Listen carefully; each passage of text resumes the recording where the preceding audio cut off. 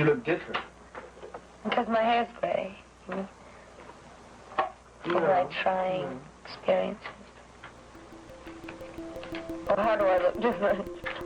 Well, how does your family feel about your being in these movies? I've been quite notorious, and quite innocently so. You're millionaires, socialite, bullshit, Andy Warhol superstar. What kind of a movie do you want to do that all weekend? I want a movie doing that? I've never been anywhere where I haven't been known. I remember many times in New York, I'd be out all day frolicking around the Lower East Side, and then I'd come back and I was very heavy on my makeup. Do you understand this?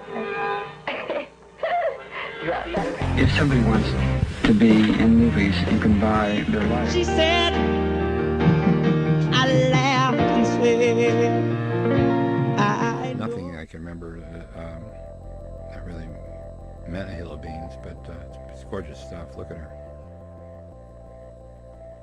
She really was into her makeup, wasn't she? Okay. She was an artist at it. Look like two-way radios, but that's okay. What if I do this? I mean the buttons. You don't like them? Oh, I love them. I love them. They look like the eye of an ocelot rather than the method. Oh, it's so beautiful. The whole fashion scene is really appeal.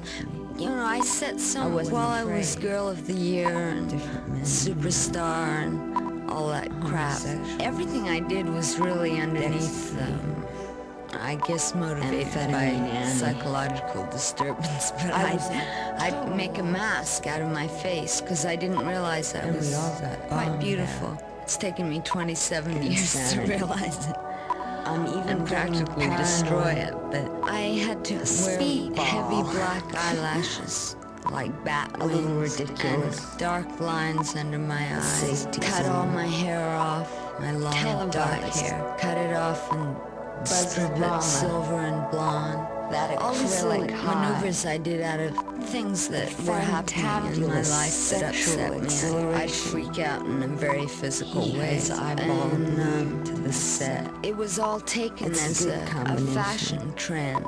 When I was with Andy, knowing I was with a bunch of faggots, I was dancing jazz ballet twice a day, so I just wore my leotards. And I knew I wasn't going to turn anybody on, so I just trotted around in my leotards. And when I went out on the street, I'd put on a coat. But Vogue photographed me in leotards and a t-shirt as a new costume. And then the newspapers took it up because Andy and I ended up appearing at the same places. And I was kind of turned off for the time being going out with men because I was very upset that two of my brothers had committed suicide, two that I loved very much.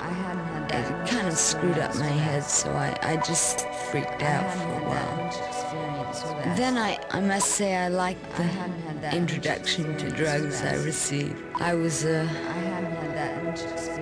good target for the scene. I blossomed into a healthy young drug addict. Can have a sense of humor about it now, but for a couple of years it was it unless you've been through it. There's no way to tell anyone who hasn't tasted it. I'd like to turn the whole world on just for a moment. Just for a moment. I'm greedy.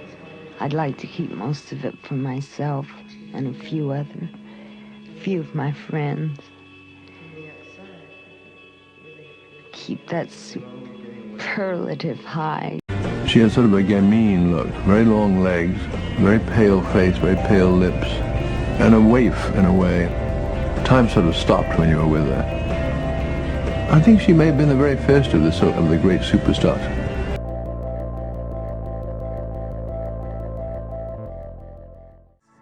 But fashion as a whole is a farce, completely. The people behind it are perverted. The styles are created by freaked out people, just natural weirdos. I know this because I worked with all those people while I was modeling, and while I was called the superstar and girl of the year, I hadn't had that much experience with acid. I hadn't had that much.